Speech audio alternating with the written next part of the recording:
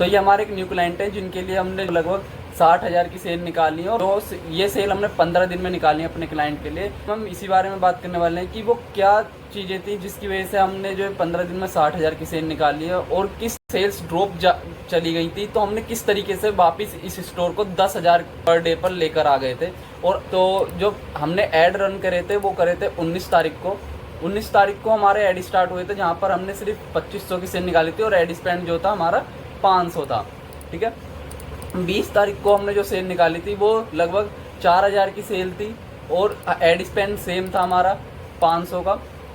फिर हमारी जो सेल्स थी वो ड्रॉप हुई, लेकिन 22 तारीख को फिर से रिवाइव हुई सेल। ठीक है, फिर 23 तारीख को हमारा जो सेल्स था वो दोबारा ड्रॉप हुआ।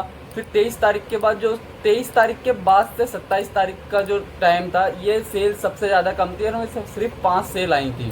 ठीक है, लेकिन हमने जब डेटा एनालाइज करा अपना कि हमारी जो सेल्स थी वो क्यों कम कैसे हो गई, कि हमारा जो सही जो क्रिएटिव था वो सब सही था, हमारा जो एड स्पेंड था सेम था, लेकिन हमें ऐड टू कार्ड वगैरह सब कुछ आ रहे थे, लेकिन सेल्स ड्रॉप क्यों हो गई।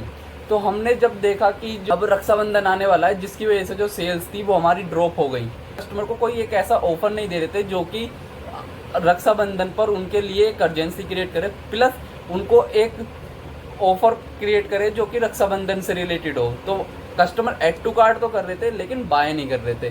तो ये हमने डेटा रीड करा, तो हमने प्राइस सेम रखा, हमारा प्रोडक्ट प्राइसिंग सेम था, सेलिंग प्राइस सेम था प्रोडक्ट का, और सब कुछ सेम था। बस हमने चेंज करा अपना एक क्रिएटिव, जहाँ पर हमने जो सेल थी वो हमारी 28 तारीख को जो सेल आई थी वो लगभग 14,000 की सेल पहुंच गई थी। और जो हमारा कैंपेन था, हमने कोई कैंपेन में चेंजेस नहीं करा, हमने कोई लुक लाइक टेस्ट नहीं करी, हमने कोई इंटरेस्ट टारगेटिंग टेस्ट नहीं करी।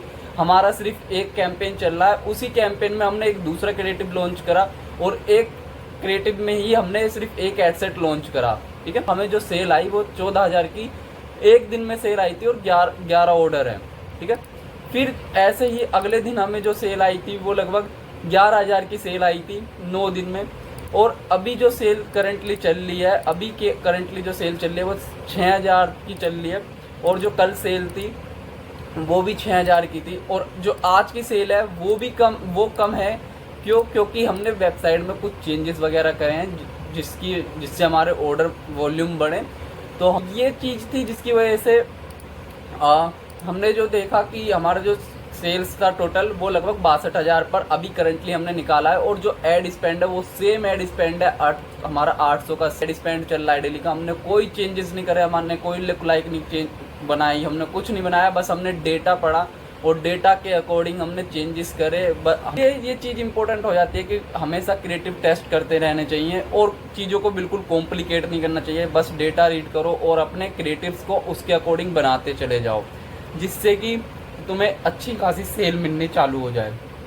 ये प्रोडक्ट बिल्कुल न्यू नहीं है, ये एक ओल्ड प्रोडक्ट है जिसको हमने रन करा है। ये लगभग मार्केट में 1.5-2 साल से चल रहा है। मार्केट में हमने सिर्फ अपने क्रिएटिव्स पे काम करा, हमने एक न्यू एंगल बनाया, और न्यू एंगल को और प्रोडक्ट को एक करेक्ट तरीके से पोजीशन करा मार्केट में, जिससे कि हमारा जो ये प्रोडक्ट था दोबारा से रिवाइव हो गया। और हमने वीडियो में मैं यही बताना चाहता था कि जो अगर सेल्स लानी है अपने स्टोर पर तो क्रिएटिव चेंज करते रहो, जिससे कि तुम्हारे और क्रिएटिव को ऐसे नहीं कि सारे क्रिएटिव एक साथ ही टेस्ट करने, हर हफ्ते एक नया क्रिएटिव टेस्ट करते हो, जिससे कि तुम्हें जो सेल्स है वो रेगुलर आती रहे। और एक अच्छा खासा ड्रॉप शिपिंग स्टोर रन करना चाहते हो तो तुम नीचे दिए गए व्हाट्सएप लिंक पर मेरे को DM कर सकते हो, जहाँ